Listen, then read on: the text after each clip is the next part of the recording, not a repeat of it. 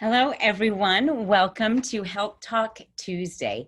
And today we're going to be discussing motivating patients to adherence, talking about supplementation beyond the diagnosis. My name is Dr. Deedra Mason. I am the Director of nutraMetrix and Clinical Education. The whole goal here is to up our game in dialoguing with patients. We obviously know that some of our most adherent or compliant patients are the ones that are uncomfortable, where the pain point is great enough that they're willing to do what? Anything. And the thing that we need to do is help them learn to move the needle so they start talking instead about how to stay healthy. Instead of falling horizontal, let's start changing the script where we talk about the steps that you're going to need to take to stay vertical. And this means focusing on diet, lifestyle habits like a sleep routine, stress management, introducing some self-care, and most definitely some natural movement or physical fitness. All of these things are graded. All of these things are scalable. All of these things are customizable. We're going to personalize a program for the patient. But let's take a step back. Let's talk about the pain patient, not the patient that's in pain, but the one that has a pain, something that they want to see changed in their life, because they are going to be one of your more motivated patients. This topic or question comes up when they have achieved some level of success.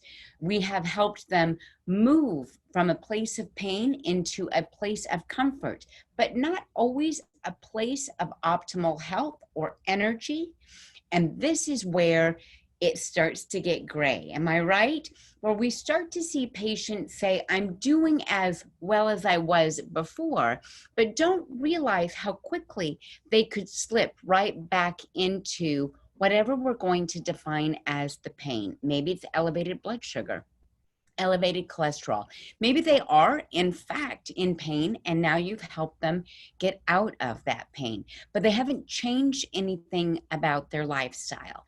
What we're looking to do is get our patients to understand that supplementation has a role in prevention as much as it has a role in intervention. So we want to talk about why these products are different, whether it's superior delivery, comprehensive synergistic formulations, but ultimately the fact I want you to focus on is that they're customizable, that we can put these things together based on your unique needs. This does two things. It builds value to the product because they understand that they were put together, combined by their healthcare provider. It also creates a space where they have to come back to you or to your web portal to make sure that they're able to get those unique products. Now you can up the game just one step more by creating custom cocktails for your patients. Those are created just for them by you. And that's the topic that we're going to be going over in future modules. How to really up your game by using customized nutrition and GeneSNP DNA analysis. But right now, what we're looking to do is not run before we walk. Instead, we're looking to move that patient from a place of, okay, my blood pressures are in healthy ranges now, to what are the other steps you're willing to take or commit to keep your blood pressure within healthy ranges. Today, I want to answer that question. What do you say to the patient that says, am I always going to have to be on this supplementation? Or that dreaded, when do I get to stop? Or how long is this going to take? When will I start feeling results, right? These are all things we need to be prepared for. And if we work with a staff, we need to help them be prepared to answer. And that's the purpose of this module, to get the patients to also understand what we know about the nutraMetrix quality product line. Better delivery means better compliance. It also means when results matter, you're very thoughtful about your choices. And that's why you have chosen nutraMetrix, and we're asking them to choose nutraMetrix. By and large, when we see patients that are not adherent, it's because they haven't seen the results, right? We have seen patients that struggle with identifying or defining for themselves what is health. Many individuals will define health as being away from their pain point. They'll define health as I don't have a diagnosis, but they don't appreciate that 97% of us are running around in a state of sub-health, itchy, watery eyes, prone to allergic rhinitis, maybe prone to a little bit of elevated blood pressure or blood glucose, but isn't that normal for a person my age? Joint pain, right? Waking up from a good night's sleep and not feeling very refreshed. And we look around, or your patients look around and say, well, isn't that normal? Why would I ask for something more? So I want us first and foremost to start dialoguing with our patients about redefining health. What is one of the best ways you can help them have this conversation with you? Or more importantly, know that you're open to this conversation. You should have within the practice a mission statement, something that says you want patient care to go one step above the type of patient care they've received in the past. And as such, you talk to your patients about lifestyle factors, quality of life factors, and most importantly, what they want out of their health. How do they define optimal health? By asking this question, you're able to figure out pretty quickly what they're willing to commit to. Based on what they tell you they want to achieve, you get better insight into their pain point. You get better insight into how important this is to them. We've got to be honest about it, right? The individual that says, I want to wake up without creaks in my knees and in my back has a very different motivational factor than the person that says, I want to make sure that I'm healthy enough to walk my daughter down the aisle when she gets married later this year. So what we've got is a spectrum of commitment. And what we're looking to do is to help inspire people to better habits. And better habits mean falling back on better systems, right? The goal is something in and of itself, to walk their daughter down the aisle or to wake up without any kind of creaks in their back, their knees, or their joints. And while neither one of those, I would say, is necessarily a more important goal, because it's all about their goal, right? I do want to make the point that we need to, as practitioners, remind them that that doesn't happen in a day. And so what are you willing to do each day? What are you willing to add to your morning the next morning? What are you willing to take away from your day? I often think about this from an educational standpoint. At the end of the day, I ask myself this question: what obstacle did I overcome? Which virtue did I acquire? And I want our patients perhaps to think of that in the realm of their health. What habit did they establish, right? And what obstacle did they overcome? We often talk to patients about bad habits and that they need to stop their bad habits.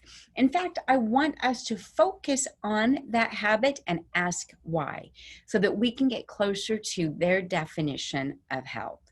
And then talk to our patients about making a change based on that point, so that they are not just upright and vertical, right? Just waiting to fall horizontal, but instead are physically fit, mentally fit, spiritually and emotionally fit, metabolically fit, so that they are resistant to illness. And that is one of the ways that I try to help patients overcome or get beyond what we're going to do for the diagnosis.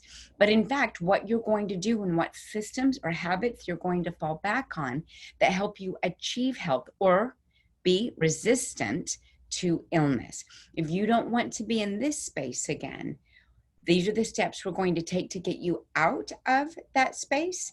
And these are the steps we're going to take to get you further away from that space so that we can redefine health for you. It is not simply the absence of disease, but wellness is quite literally being resistant to falling ill or subject to disease. And yet our patients are still defining their health based on compartments, based on mechanics. And we need to express to them that optimal wellness is on a spectrum.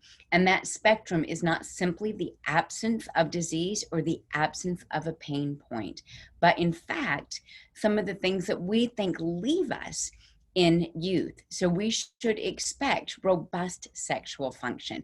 We should expect from our bodies to give us a healthy mind and healthy movement. We should have a healthy and robust and optimal immune system, not an underactive immune system, an overwhelmed immune system, or a hyperactive immune system, but one that is working in our favor. And that, my friends, is not something we can compartmentalize. That is something that your mental, emotional well-being has something to do with. How well you manage stress, how well you sleep is intimately linked to the health of your immune system. How well you move is intimately linked to more than just lymphatics and intestinal health, but ultimately circulation, skin health, energy. All of these things come to come to play when we move well. Many individuals will think that it's normal to decay, that it's normal to decline or decompensate as they age. They almost expect that they're going to lose their energy. I've often spoken to individuals, if what's happening with age, the chronologic aspect of life, is the declining of certain hormones, what stops us from giving you the building blocks so that you either hold on to those hormones longer, hold on to them in a more meaningful amount for a longer period of time, so we have a greater area under the curve, or we just stop them from declining altogether. We know this is true for antioxidant systems and the immune system, as well as slow wave sleep. It all starts to decline as we age. And yet, there are ways that we can step in and intervene with nutrients, with exercise, with certain combinations of amino acids that can pull that back up and give us more youthful energy, more youthful hormone balance, more youthful mental, emotional, or mental cognitive well-being. We have all the ways to do this. If we've identified what started to decline, let's start thinking about the building blocks for those hormones, those antioxidants or detoxification systems, those energy pathways. And let's put those things back so that we can move ourselves up on the spectrum. In addition to that, it's important that we feel comfortable with the concept of whole body or planes of well-being. It is true that patients will present because something's wrong, and they've defined their own health through that diagnosis. What we want to do is talk more about, again, being metabolically fit, being resistant to disease or falling horizontal. And that means paying attention to more than just the symptom picture or presentation of the patient, but paying attention to their social structure. Are they in a loving relationship? Where are they at with their emotional health? And I want to go back because that loving relationship can be a non-romantic relationship in that they have a good support system. That leads to the emotional health and well-being. What are their daily stressors, right? What are their annual stressors? Is there an anniversary of a death of a loved one? Did something happen a year ago or 5 years ago? Is this an anniversary of a major event? Physical health is by and large the way many practitioners as well as patients define health. And yet it's so critically important to achieve physical health and well-being that we understand about environmental health. What types of uh, free radicals are surrounding us, what kind of occupational stressors are amongst us, what kind of environmental stressors are amongst us. And then there is that internal environment. Where are we at when it comes to self-care, into turning eyes into our own sense of well-being, right? In many meditative practices, they talk about meta love. And this is the true happiness that another person can wish upon a friend or an enemy, and can truly wish them well. And yet we often do not turn that same meta love towards ourselves. And then mental emotional well-being, or that mental health. That can be brain aging, that can be cognitive health, that can be improved academic or mental focus. It can also be, of course, brain volume. And all of this is connected. We know that exercise stimulates the brain in that we have better cognitive function as we age.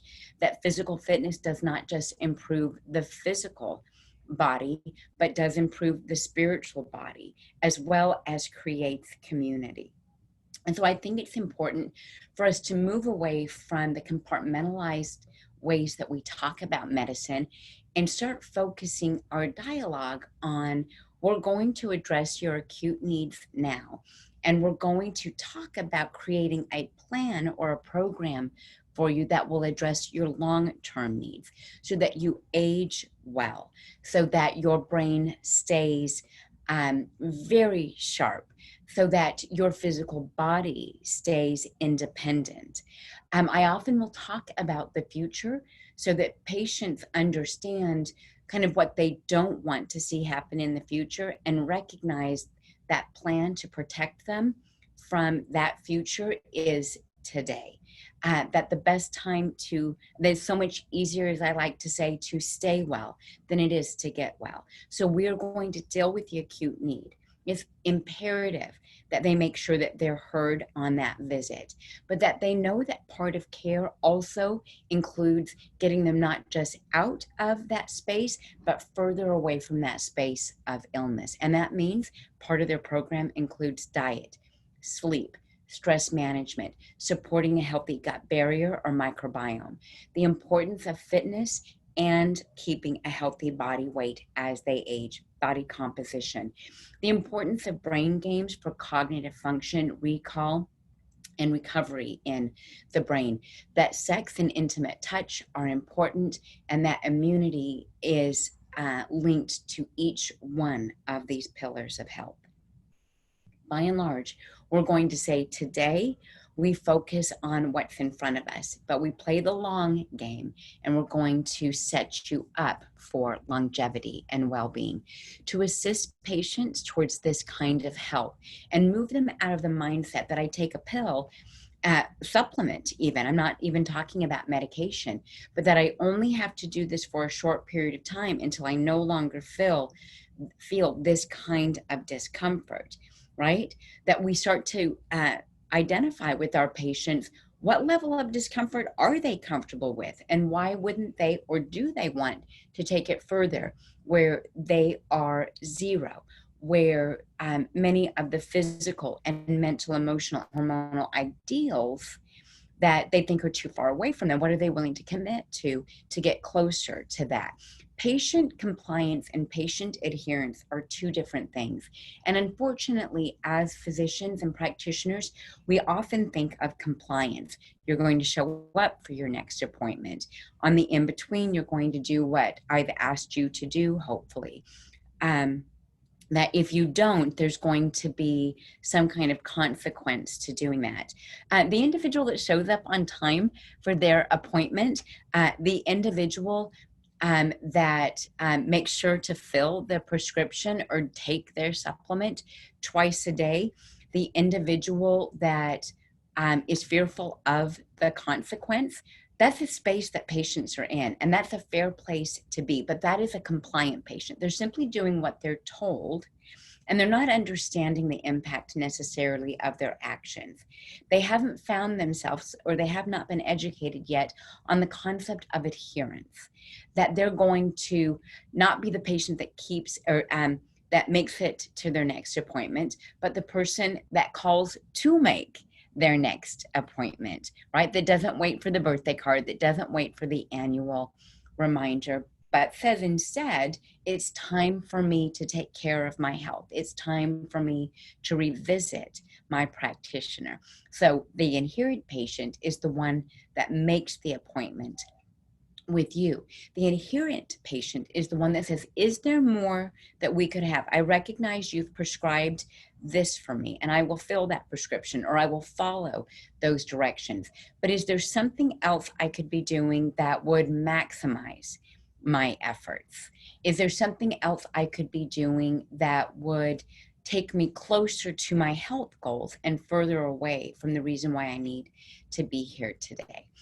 The adherent patient is the one that says, I don't want to be told the consequences. I recognize the consequences, right? Meaning that they're not just simply trying to avoid pain, but they understand that they will, in fact, take steps on a daily basis that will allow them to not get close to that point. And so what we're looking to do is, quite frankly, and in full transparency, explain that to patients, that there are two types of patients. And I often find that my adherent patients are the ones that have the highest quality of life, the ones that are looking to see if there's something else maybe they could subscribe to, whether it's through supplementation, through education, through movement, or classes here at the practice. And I want you to know that we offer those types of solutions if you're the type of patient that wants to be more proactive about their health. You know, it gets a little bit tricky, not dicey, but tricky sometimes, to be the diplomat that has to make sure that patients that are simply compliant are not shamed, and that they don't feel like they're less than quality patients, or that they're not doing what they need to do. Quite frankly, they're just looking to get out of pain. And we haven't found that other pain point, which is, what would life look like without this? What would you be willing to do? And we want that question to come from them by simply being our very best selves. Are you a product of the product? Do you yourself live with a level of exuberance or passion or vibrant energy? And where does that come from? Do you have patients that look at you and say, I want what you had for breakfast? That's what we're looking for. So sometimes patient adherence and moving an individual past the diagnosis and thinking about what more could I do is simply because they're looking at you and saying, I'll have what she's having, right? So to do this and to bridge the gap, we as practitioners need to do three things. We need to give our patients clear direction. These are the steps you're going to take. This is the amount of time we're going to be on this program. These are the times that we're going to measure and what we're going to measure. You got homework, which is the accountability component. It may be a health guide and journal. It may be simply having an ability to communicate with you through an app. It may be being able to send in progress reports, whether it's to you or someone on staff. It may be that you have accountability on the other side. Maybe you have created a 12-week email series that you simply send out to your patients that subscribe to your newsletter, subscribe to your wellness program, and they get reminders of how to be healthy, whether it's a little bit of a recipe, or it's a new breathing technique, or it's a 7 best steps to get your best night sleep. The options are endless, right? Of the things that we could do from an accountability standpoint to keep our patients engaged. That's really what accountability is creating for us, is an engaged patient. And the engaged patient becomes an adherent patient. They're no longer compliant. Ample motivation can come in different forms as well. I will say that many people, their motivation comes from fear of what they don't want to see happen, right? Fear of being back in that much pain again. And that's a sound motivator. But what I find is motivating is creating a program for a patient where they can see little rewards, if their phone giving them a text message makes dopamine centers light up, if sugar can make dopamine centers light up, what we're looking to do is to create a reward system where we can get dopamine to light up. And so this ample motivation, I find, comes from celebrating the wins. What do I mean by that? Let's say we've got a patient that wants to lose weight, and she or he is going to do really, really well. And 3 to 6 meals a day, right? They're going to, we'll say 3 meals a day and 2 snacks. They're going to do really well. And the first day, they're killing it. And the third day, they're killing it. And they're like, I'm really inspired to keep doing this. And in fact, motivated, maybe because they've had some better energy. They're like, I had no idea that drinking a gallon of water could give me this kind of energy. Maybe you've created some kind of accountability program where they have to check the list. And like, I often will tell people that, one thing they need to check off their list is one bit of self-care. That 10 minutes you spend with yourself, that is no small task. That is no small thing what you just did for yourself. One chore, and that they have to mark off one chore. That means that tomorrow, guaranteed, if they can mark this off their list, they're going to wake up with less chaos in their life, right? And these are little rewards, little dopamine hits that they get, but it creates a big win. Now, back to our patient that's overweight, and they are doing really well, and the weekend comes. Oh, the weekend came. I just completely did the wrong thing, right? And I didn't eat right.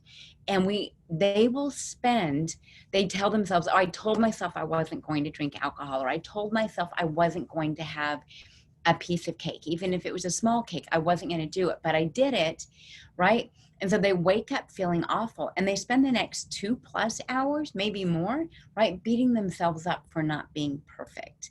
And what we need to do for this motivation piece is we need to remind them of the number of times they nailed it, right? So you didn't eat right twice. You ate well, right, 18 other times this week. We do this very often. Patients do it, and I think we do it to ourselves. I think it's obviously a human trait that we don't let the mistake or the pain point sit for a minute, resonate with what that was, and then move past it and say, well, I did that, right? So I think ways that we can help our patients move past that is to motivate them by celebrating the little wins, right? So let's say you were supposed to exercise and you only got 10 minutes, and I told you that you really need to get 20 minutes of work in for this to start moving where you want it to go. Well, I'm going to tell you right now, the 10 minutes that you did get in, right, is 10 minutes more than the 0 minutes you got in last week. And that's a win that I think is worth paying attention to, right? So we need to give our patients ample motivation. And I get it. You're not going to be there after every exercise or every dietary mistake. And so what we need to do is help our patients identify these places in their health. We need to help our patients recognize, but I have been doing well, right? Because what does that do? That creates an adherent patient, the one that is self-aware, the one that says, I'm doing this, and I know I'm doing this, and I'm either going to continue doing this or I'm going to do a full stop, right? they become accountable, not to you, but to themselves. I recently had a situation where this is exactly what happened, where I agreed for myself that there would be no cheat meals. And there are these wonderful things called OPC3 chews. And while cheat meals are not necessarily a concern for me, maybe OPC3 chews are. And so, but I made this deal that there would be no cheat meals. I was going to follow a very strict diet for a period of time.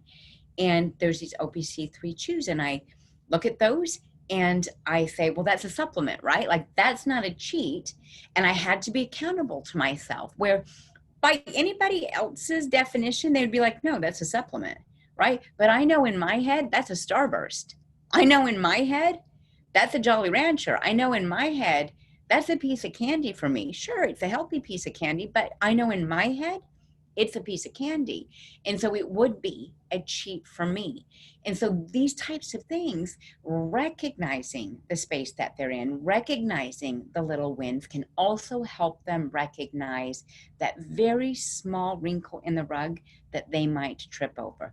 And they become not just more self-aware, but accountable to themselves. And that brings them closer to patient adherence. It ultimately brings them closer to habit, right? Because you can inspire somebody, but inspiration is short-lived. You can show someone, you can help someone get motivated with little rewards, but even that will require a daily activity, a daily system, a daily habit. And this may, for many people, start with discipline, which is why I'm not afraid to talk about those pain points, why I think it's appropriate to talk about where you don't want to be, because that will ultimately be the thing that creates discipline and then ultimately habit. And if you're with me on this, you will start to create passionate patients that are passionate about their own health. So much so they'll start talking to other people about their health and how good they feel. So we're also going to flip the script and get our patients to stop complaining about the things they don't like in their life and start to recognize that space and those small wins, so they start talking about the things that excite them in their life. And by doing this, by creating that kind of passion in a patient, we've ultimately created a supportive environment, an environment where when they do make a mistake or do not stay perfect or adherent, that there's a space for them to come back and say, well, you're living your life in integrity. That's what life is like. And we're going to move into the next day and we're going to do it again. You imagine it's going to be easier the next time, right? I have to imagine it's going to be easier. The next concept I want to bring up in moving patients past the diagnosis and into adherence, right, is talking to them again about the things that they don't want in later decades of life. Our gonad function starts to diminish. Brain and cognitive function starts to decline. Musculoskeletal well-being, energy, movement, right? That tends to come at a cost to us. In fact, age is a cost to us, but it is a relative cost. Depends on what that whole idea of what you get in, what you put out, or you get out what you put in, right?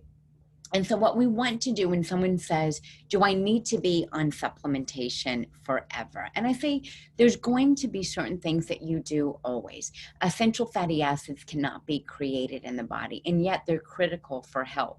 And as we age, we only become more reliant on their anti-inflammatory, cardiovascular, blood sugar, and brain balancing benefits.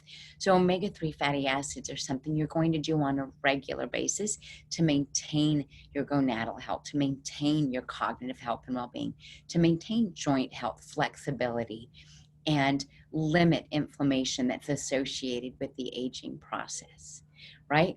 I'm going to talk about the things that they want more of: a better night's sleep, a better way to handle stress, an improved body composition. I'm going to talk about the things that they didn't come in to talk to me about: their sexual function, their quality of life.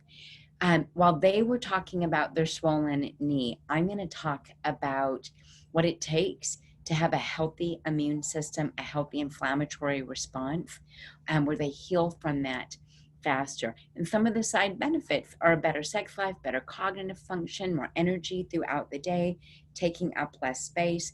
I always like to talk to people about looking better and performing better naked, right? These are not the quality of life factors they'd come into the office to talk about, but they are the ones that I'm going to link their activity to. If you do this when you leave here, these are some of the things that you can expect, right? We're going to play that long game that I had referred to earlier. I also think practitioners that want to move patients into a more adherent patient model, a more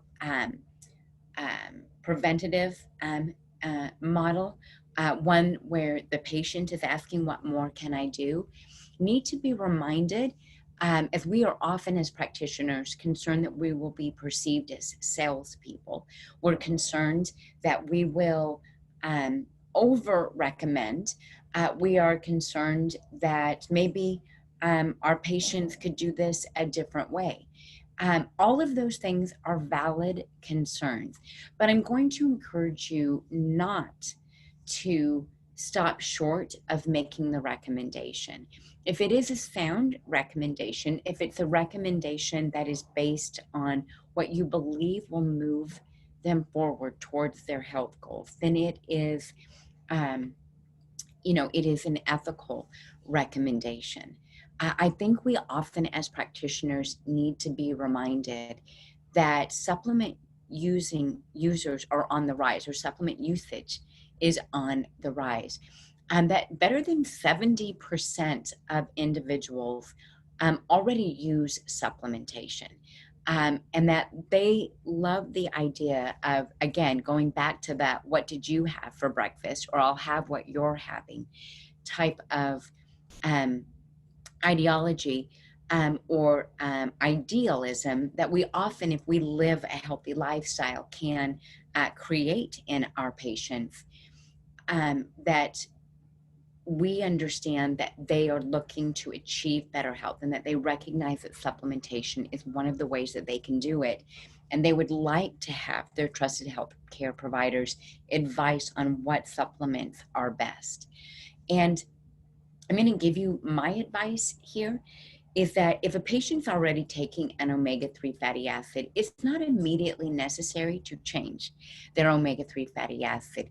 You'll do better to congratulate them, again, the little win, congratulate them on taking that step towards better health, that you would be interested in looking at the label to make sure that they're getting enough omegas, or that they're getting enough coenzyme Q10, or that their B vitamins are a proper form for their metabolic needs. And if they in fact meet or cut the mustard, because there are good products out there, that again, you celebrate the little win. I've run into practitioners that feel like, well, don't I want to sell them my product? And nope, what you actually want at the root of this is for them to be on an omega, on a vitamin D. Because what I would like you to appreciate is when we allow them the reward of finding that good product and enjoying what they're doing there. It's one, not to say that they won't say, but do you have something else? Because they would like your advice. It also opens up a dialogue about the things, and this is so important, about the things that they're not doing. Congratulating them on a vitamin D, congratulating them on an omega is very powerful, and allowing them to use the one that they've already built a brand affinity for. I'm fine with that if there's nothing wrong with it. You may at times with an omega have to tell them you'll need to take more of this to get what would be considered a beneficial dose. But if you like this product, this is how I would suggest that you do that. But it opens up a dialogue to then say, but what I notice is that you're not getting a vitamin D, or you're not getting a coenzyme Q10, or what you're not doing is taking what is so important to take with an omega-3 fatty acid, which is also an antioxidant. And now what you've done is you've created a space about what is missing, but what is necessary, because you've just created trust by encouraging them to keep the brand that they already had. You are encouraging, you are creating an environment that is exactly the one that you want if you're a type of healthcare provider that's concerned that you'll be perceived as a salesperson, right? What you're doing is making the recommendation that they're on a vitamin D, on an omega, and that you have what you have vetted to be high quality products available there for their convenience. Should they go somewhere else, that's fine. You'd like to be able to continue the conversation about what may be missing. These are powerful places to be, because it's all about perception and making sure that we're making the very best recommendations. But most providers are shocked to find out how many of their patients are already taking supplements, are already willing to spend their healthcare dollars on supplementation. And then what you have at your back, of course, is the fact that we use these clinically evidenced ingredients. So curcumin, asteryl astaxanthin, quatrefolate in our B9, sensoryl ashwagandha for athletic endurance, for thyroid, for libido, sun active and non-constipating iron, Wellmune for our isotonic immune product, a yeast beta-glucan, and of course, pycnogenol, one of the most clinically evidenced ingredients in the natural marketplace.